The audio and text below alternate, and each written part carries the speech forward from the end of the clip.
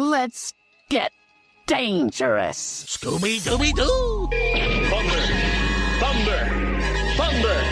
Thundercats! Ho!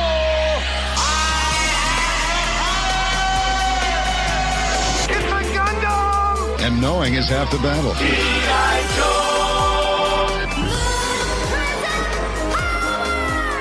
I am vengeance. I am the night. I am Batman!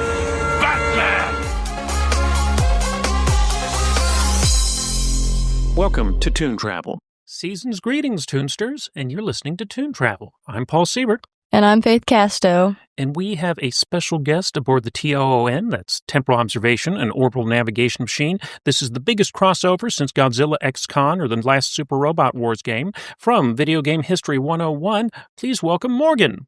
Hi, everyone. My name is Morgan McKinney. I host a podcast called Gaming History 101, where we go over the history of games, how they were made, what led to them now, where they are now, and of course, how popular they are. I am here to lend knowledge over our subject today. All right. Before we talk about that, I was just wondering here, Faith, you mentioned possibly doing the Charlie Brown Christmas special, and I was against that just because it's probably the most well-known Christmas special. Right. Mm-hmm. And I didn't know what I could say that hadn't been sold about that one. But I was just curious, what were your guys' favorite Christmas specials? When we were growing up, or just in general? In general. Oh, well, it varies from time to time. Does it have to be like a special, or can it be a movie as well? Oh, anything's fine. Okay. I mean, I really enjoy both Klaus and Arthur Christmas. They're both really good. See, I like the Charlie Brown Christmas, but if we're talking movies, I honestly really like The Christmas Story. Watch the sequel. I did not. You didn't? Mm-mm. Wow. It is terrible. Oh. No, I meant like the one that happened more recently on HBO. Oh, yeah, no, I haven't watched that one. It's very decent. I'd give it a shot. I right. also like the Home Alone series. That one's pretty good. Although I never watched it when he was an adult, so I guess I stopped after like maybe the second or third movie. Well, you're not missing much. Yeah. The third, fourth, fifth, and beyond are just bad. Yeah, there's the Home Alone series. A series is basically an exercise in diminishing returns. But Yeah. If I had to, okay, real quick, if I had to pick like a special, I'd probably go with the Wiggles You'll Be Wiggling Christmas special that they did. It was very nice. A lot of childhood memories from that.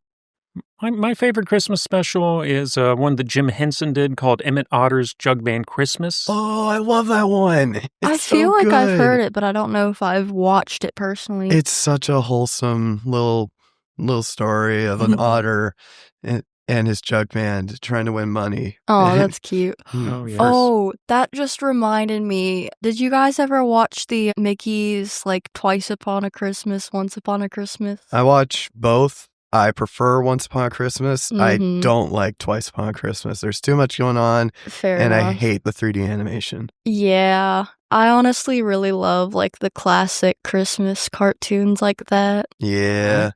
Well, we'll talk a little bit about those in a bit, but the other reason I chose this is that this is Pac-Man's 45th anniversary. So, Morgan, you being the expert, why don't you tell us a little bit about Pac-Man? Sure thing. So, Pac-Man is one of the most well-known gaming franchises out there. First released in 1980, alongside various other gaming icons like Mr. Game & Watch. Smash Bros. Veterans will know that one. But initially, when they were thinking of a character design for the man himself, they were just like, how are we going to create this guy? And then one man just happened to take a slice of pizza, and then he looked at the pizza with one slice missing, and he's just like, guys, I have an idea.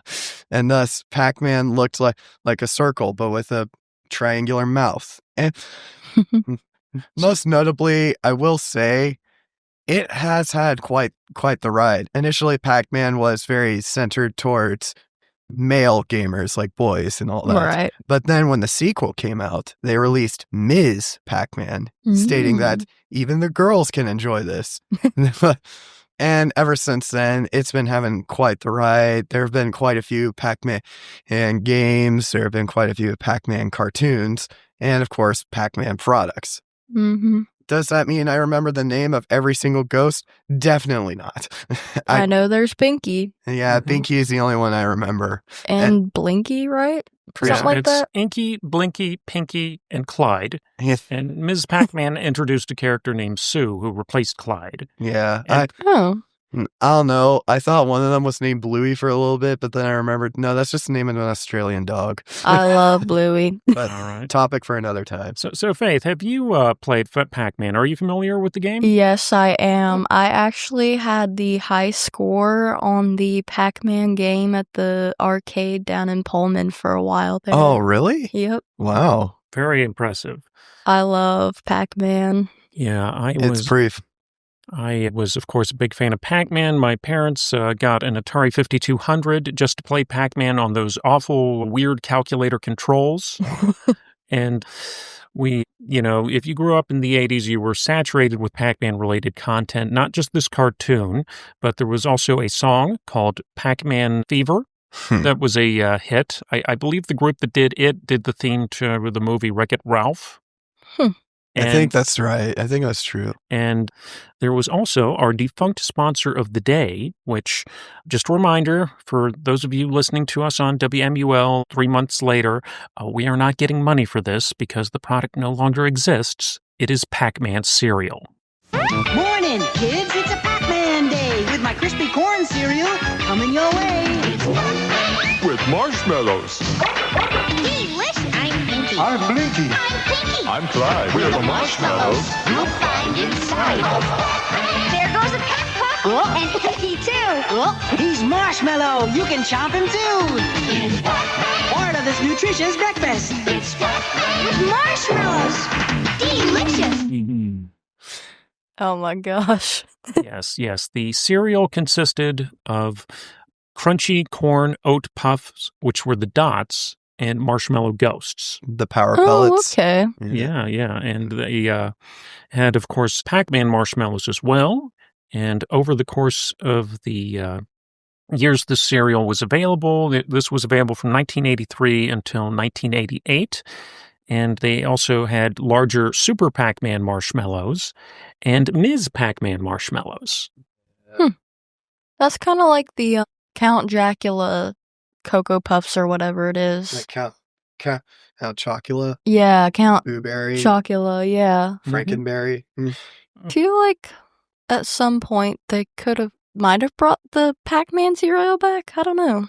You would think it was a hit. I mean, for a video game tie-in, it certainly lasted a lot longer than the Donkey Kong cereal. I didn't even know that was a thing. Yeah, they had The game expert here. it had crunchy corn barrels. That's kind of cool, though. That does sound cool, but then you remember barrels aren't exactly known for something being edible. True. So Right. maybe there's a reason that one flopped. All right. Now, I grabbed a newspaper back when we were in 1982 when this first aired. And on December 12, 1982, in sports news, the infamous snowplow game between the New England Patriots and the Miami Dolphins was played. Harsh weather conditions caused the game to be a scoreless affair until New England coach Ron Meyer ordered a snowplow driver to clear a path for the field goal kicker John Smith to get a running start and score the game's only points. New rules were implemented, and the Dolphins would have their revenge next year, eliminating the Patriots from the playoffs. Wow. Yeah, that's... How would you feel if your team got lost a game because of the snowplow driver? A little upset, a little peeved, not gonna lie. And it would just be, I would just be like, wow. So I guess the snowplow driver does have favorites, and I'm not one of them. That or he paid him.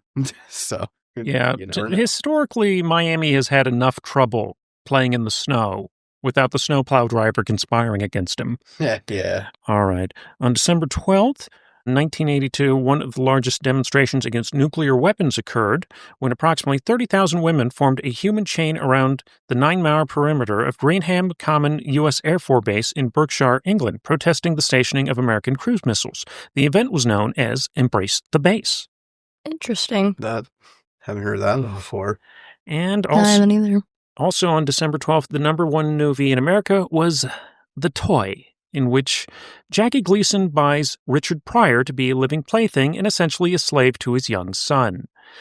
The film is a remake of a French film that is essentially regarded as being much better due to the fact that it lacks the unfortunate racial subtext.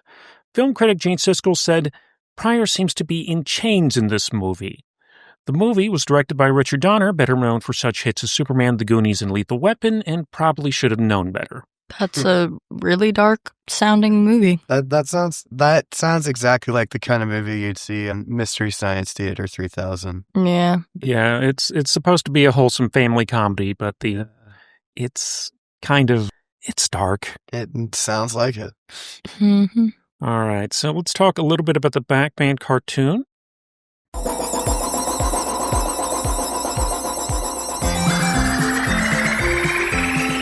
Pac-Man. That's me. Pac-Man. Oh, I must have those power pellets. Go find me the power pellet bonus.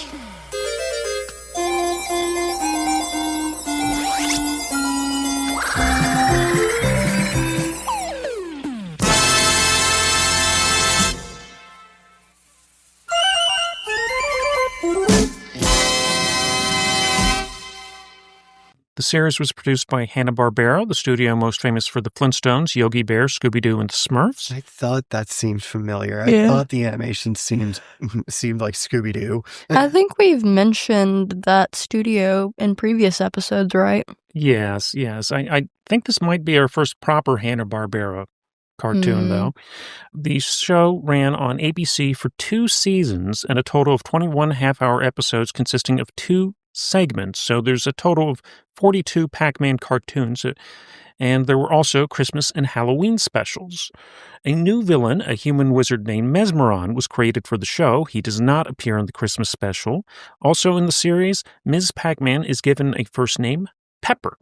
Oh. That's the name of my dog.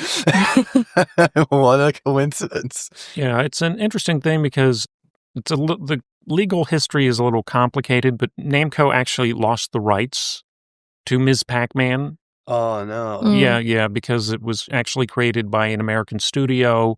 They used to have these kits where you could hack games to play other games. So they found the studio was basically hacking an improved version of Pac-Man unofficially and decided to just pay them to go away. And they licensed the game, and that game became Ms. Pac-Man, which is arguably the best game in the series. Anyway, the show debuted to very high ratings, but dropped off over the course of the first season. It was paired with Richie Rich during the first season, and the second season, Rubik the Amazing Cube, a cartoon about a sentient talking Rubik's Cube with magic powers. That sounds interesting. I too would want to see a cartoon about a Rubik's Cube that could use a spell on me, I guess. All right. To try to offset flagging ratings, the show was retooled for the second season. 2 new characters were added, a bumbling superhero named Super Pac, a tie-in to the game Super Pac-Man, and Pac-Man's teenage nephew, PJ, who rode a motorcycle.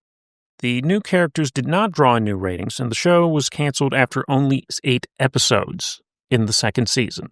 Wow. The 1984 arcade game Pac-Land features characters modeled after the show, but it came out after the cartoon was released. I mean, after the cartoon was finished airing.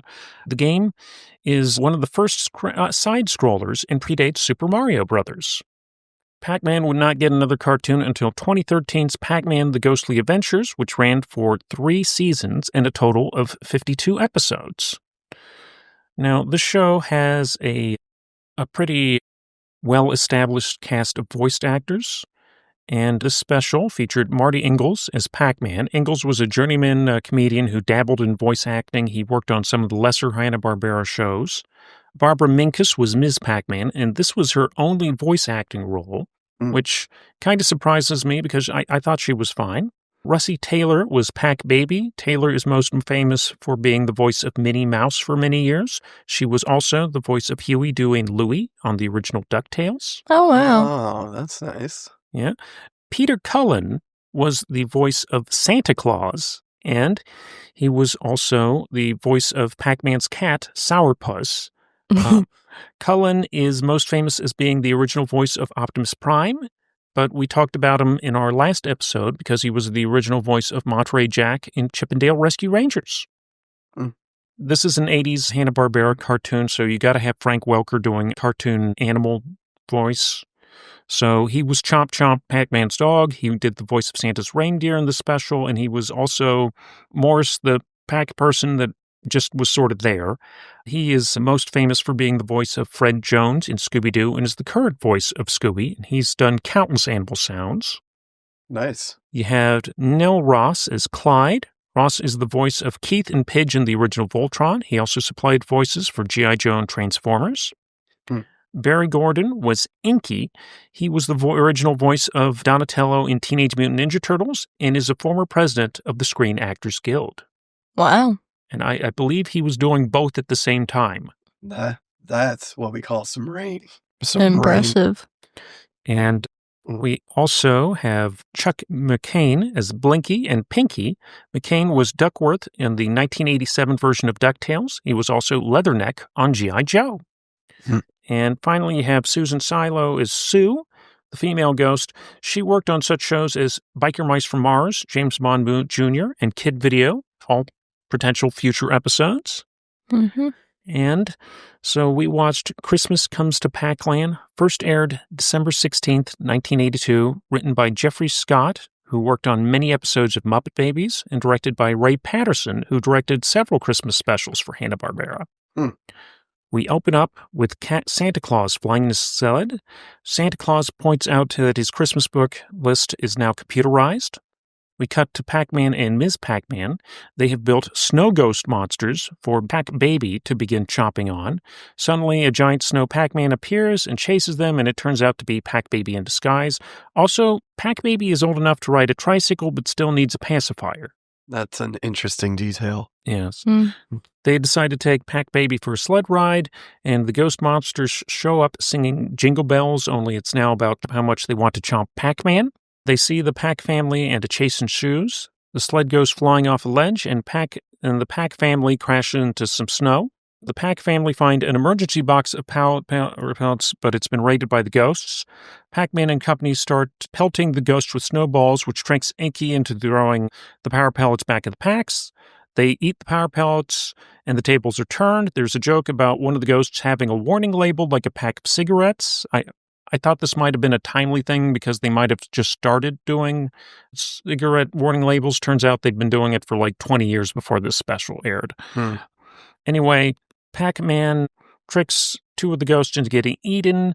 Another ghost tries to escape by sending the ghost flying with a tennis racket, but all the ghosts end up getting chomped. The ghost eyes go flying into the sky, which startles Santa's reindeer. The sled goes out of control, causing Santa to lose his bag of toys, and startles several Pac citizens. Santa and the reindeer wind up crashing in front of the Pac family.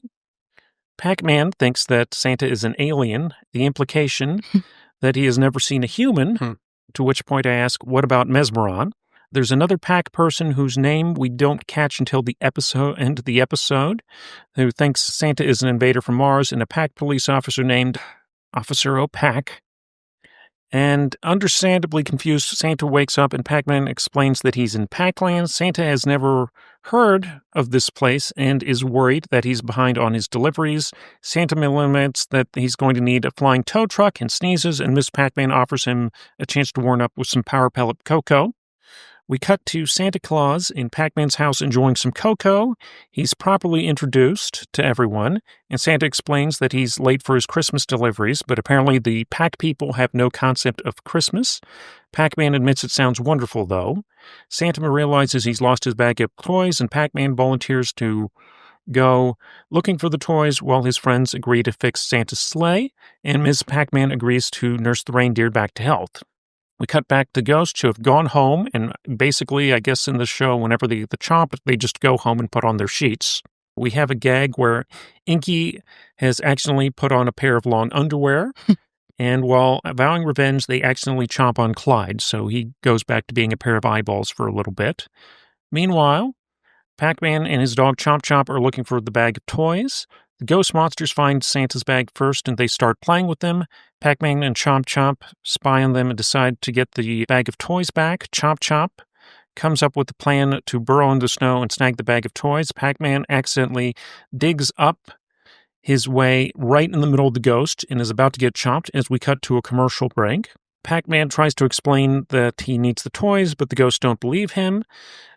Blinky and Pinky chase him into some bushes. The ghosts surround Pac-Man again and chomp him and lead him to dead, which is a little dark for this very small child's cartoon. Chomp Chomp finds the bag, and with what little remains of his strength, Pac-Man tries to drag the bag of toys back home. Back at Pac-Man's house, we see the police officer and the nameless Pac person are working on the sled. Santa Claus is reading the "'Twas the Night Before Christmas" to Pac Baby. Pac-Man's cat, Sourpuss, puts up a stocking that is much bigger than Chomp Chomp's. We cut back to Pac-Man and Chomp Chomp trying to carry the bag. They end up accidentally going over a cliff, which, oddly enough, that's the second time that's happened to them. But they land in a snowbank and are desperately trying to get home. We cut back to Pac-Man's home where the sled is fixed, but everyone was worried about Pac-Man. Pac-Man makes it in, but Santa thinks that we may be too late to save Christmas. Santa and Pac-Baby are in tears because Santa isn't going to make his deliveries, but Pac-Man has a plan. We cut to the Pac family in their car being followed by Santa in his sled. However, the road is blocked by the ghost monsters. Pac-Man tries to reason with the ghosts and explains what they're doing, and that Christmas is a time for brotherly love. The ghosts have a change of heart, but Clyde is skeptical. The other ghosts reason with him. Clyde agrees to help for just this once, but after Christmas is over, he vows that he will be back. Pac-Man leads Santa to the Power Pellet Forest. The reindeer eat the power pellets and become supercharged, which allows Santa to make his deliveries. Pac-Man returns home to find a Christmas tree and a bunch of gifts delivered underneath it. We learned that the nameless Pac-Mason is named Morris. The ghost monsters return, having changed their minds about going after Pac-Man, but Pac-Man has gifts for them, which causes them to have a change of heart. And we get one final shot of Santa saying, "Merry Christmas to all good chomp," the end. Wow. So what did you guys think of this special? It reminded me of like some of those older cartoons you'd watch about video games, like the Super Mario Bros. Cartoons. Mm-hmm. Yeah. But since it was a Christmas special, it also kind of reminded me of the like the Rankin Bass holiday stuff they do, where it's just like you don't feel like you want to watch it, but you're gonna watch it anyways because it's the holidays. And I see. And what did you think, Faith? I mean, I didn't think it was a terrible episode. I honestly, if I think about it, it was like a good thing to put on while I was like writing down notes for the review during microbiology. All right. I will say, while watching it, I did find it kind of a bit rough how they just decide to how these ghosts just decide to leave a man and his dog for dead after they just mess him up. And now now Pac-Man is just like, I gotta get these toys back, but I can barely stand. Here we go. Yeah, I have mixed feelings about the special. It's not one of my favorite Christmas specials, but this special grabbed some new life on the Boomerang Network. They would air it alongside other Hanna-Barbera Christmas cartoons. And I just sort of enjoyed for its weirdness. I also think the Ghosts voice actors are a lot of fun. That's fair. Yeah. I did like how they followed the entire Pac-Man lore of how when you don't have the power pellets, the ghosts can kill you. But if you do eat the power pellets, then the ghosts are the victims. Yeah. But since they're ghosts, they don't actually die. You just eat their sheets, I guess, which is kind of weird, but okay. Why are you eating the sheets? Is it like full of nutrition or? I guess that's what the ghosts need to get around. They're just eyes. Yeah, like imagine just trying to sleep at night after completing your day of eating the ghosts, and then suddenly you see eyes in your room, and you're just like, oh dear God. No wonder Santa's reindeer were so frightened. Yeah, like it was just eyes. What were they gonna do? Now, Faith, we're going to be playing a game in just a little bit. But before that, I just wanted to give you a little gift for the holiday season here. Merry Christmas. It's pink. Oh, that's so cute. Yeah. It's a little Care Bear. Yeah, that's sweet. And then some Rice Krispie treats. Thank you. Oh, it's no problem. Yeah. Now, we're going to be playing a game, so it's going to be time to cue up the game show music.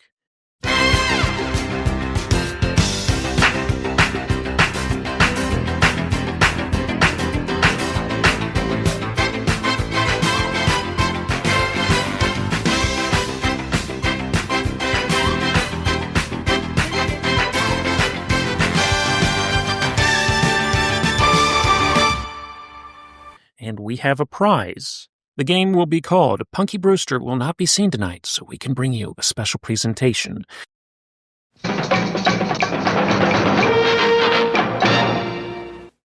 The 70s, 80s, and 90s delivered many animated specials, but not all of them could be as well remembered as a Charlie Brown Christmas, How the Grinch Stole Christmas, or even Emmett Otter's Jug Band Christmas. I'm going to describe a Christmas special to you, and you guess whether it's real or just one that I made up. All right, that sounds fun. All right. So first off, A DuckTales Christmas.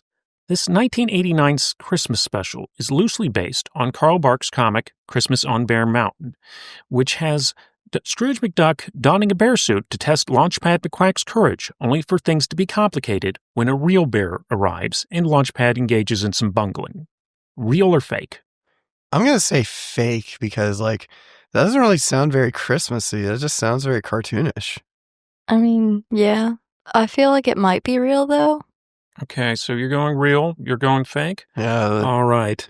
This is fake. Christmas on Bear Mountain is a real comic book.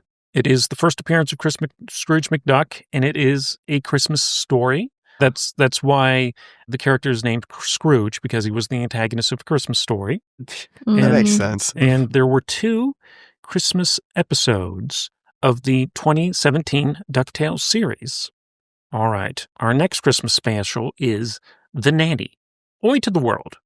Famously Jewish comedian Fran Drescher reprises her role as famously Jewish nanny Fran Fine in this animated adaptation of the CBS sitcom The Nanny. In this 1995 Christmas special, Fran must teach her young ward Brighton not to be greedy and rescue Santa Claus from a being called the Abominable Babcock. Real or fake? I can't say real. I have to say fake. I can't. That doesn't sound real.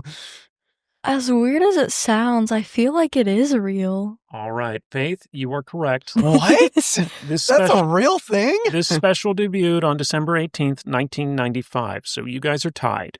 Oh my God. Okay, all right. I should have guessed the 90s. That's when the TV... That's when TV was more accepting of other religions other than just Christmas specials. Yeah. All right. Okay. The Real Ghostbusters. Xmas marks the spot. In this 1986 special, the Ghostbusters are transported back to time to 1837 England and accidentally trap the ghosts of Christmas past, present, and future. To save Christmas, the Ghostbusters take it upon themselves to redeem Scrooge and free the spirits. This time, I'll say it's real because, that does sound like a fairly reasonable cartoon Yeah, plot. I feel like it's a real one. Yeah. All right. You are both correct. Oh, nice. This special debuted on December 13th, 1986. All right. Up next, Hulk Hogan's Rockin' Wrestling Christmas. In this 1985 special, professional wrestler Hulk Hogan must tag team with his hated arch rival, Rowdy Roddy Piper, when a masked wrestler threatens Santa Claus. Meanwhile, the Hulkster's friends struggle to find the perfect Christmas gift for Andre the Giant. This animated Christmas special aired directly before a special edition of Saturday Night's Main Event. This is hard. See, I feel like it could be real, but I also feel like that is something you could very well make up. You know what? Let's go head to head on this. I'll go with fake, and you can go with real. All right, I'll go real. I'll go fake. Okay, Morgan. Yeah? You are correct. Haha. There was a Hulk Hogan's Rockin' Wrestling TV series, but it never had a Christmas special. Yeah, I believe Hulk Hogan was famous enough to get his own TV series, but I don't believe he did anything related to Christmas. I feel like he would have if asked, but he didn't. Okay, Morgan, you're up 1. Yeah, but Faith, you got a chance to tie here and send us into extra innings. So up next, BC, A Christmas Special. In this 1981 Christmas holiday special, based on the newspaper comic strip BC, 2 enterprising cavemen decide to create a gift-giving holiday as part of a get-rich quick scheme. Their plan is foiled when it turns out that not only is Santa Claus real, but apparently he predates the existence of Christ. Try not to think about it. That's ambitious. I gotta go real on this one. Yeah, I was gonna say, I think that's real. Yeah. All right. right. Okay. You are both correct. This special debuted on November 30th, 1981. Morgan, you are up by 1 point. I did not do the best job of fooling you, but you got a gift here. Hooray! Gift. All right, let's see what it is. I see some Rice Krispie treats too. Oh my God. It's the man. Whoa. Can he actually stand? Because he's like got stable feet. Oh my God. Whoa. I got Pac-Man and he can stand on his own. That is pretty cool. I don't think I think it's Cheer Bear, right? It's not, the name is Look on like the, one. the back of the tag there. There is a thing. It's got a little, like, hopeful heart bear. All Okay. right. She must be one of the new ones. Must be. Could be. But She doesn't stand, but she is cute. mhm. So, anyway, Morgan, is there anything that you would like to plug here? Anything coming up? Yeah, sure. So, as many people in the gaming world are aware, in just a few days will be none other than the Game Awards. But I will not be able to make a podcast then simply because I'll be back home. So I will create a podcast about the Game Awards, everything they go over, like new games coming out, what won, what was the winner of major categories and minor categories. I'll even go over best streamer because why not? I like Twitch streamers, so why not? Most of them, at least. And of course, game of the year. And depending on what wins, I will go into like the detail behind the game itself. However, if you play video games, you know the winner is obviously, you already know what the winner's going to be if you look at what the category, if you look at the contenders. I feel like it's ambitious, but also not as ambitious to say. I feel like Queso might win something. He won something last year. Really? Yeah, he won Okay. Streamer of the Year last year. Because I was going to say, he's And a then the pretty year- fun guy to yeah. watch. And then the year before that, Iron Mouse won a VTuber. And I have watched a few of her streams. She's very talented. Yeah.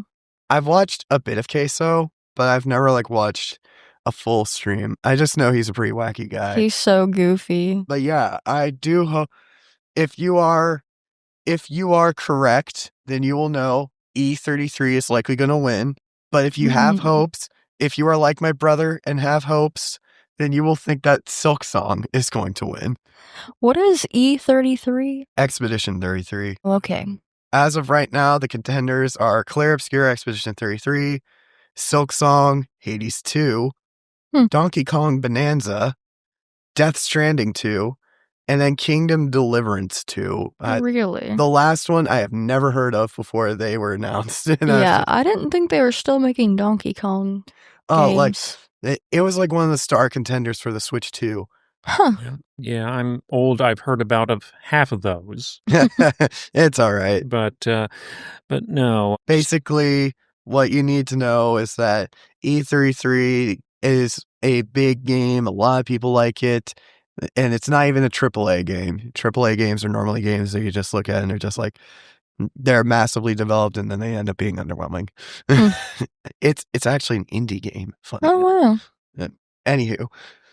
But I do hope that E33 wins because I'm that kind of person. I really enjoyed the game when I played it.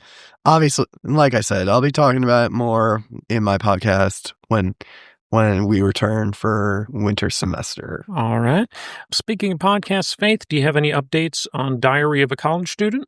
I will probably wait until the new semester to start, but I am thinking about like going more towards like a pilot episode of what, like an explanation of what the podcast will be about, and then the next step, like the first episode will be like a history of poems, probably. Wow. All right. Well, if you'd like to support the show and you are listening to this on YouTube, just click like and subscribe. We are currently available on Spotify, Apple Podcasts, and Pocket Casts if you are looking to listen to the show on the podcasting app of your choice. Special thanks to Robert Quick, who put together our new intro. And we wish you all a Merry Christmas and a Happy Holidays. Merry Christmas. Happy holidays. We will see you next time. Yeah. In the new year. Let's get dangerous. Scooby-Dooby-Doo! Thundercats!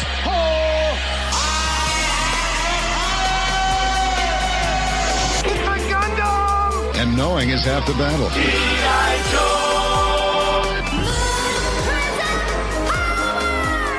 I am vengeance. I am the night. I am Batman!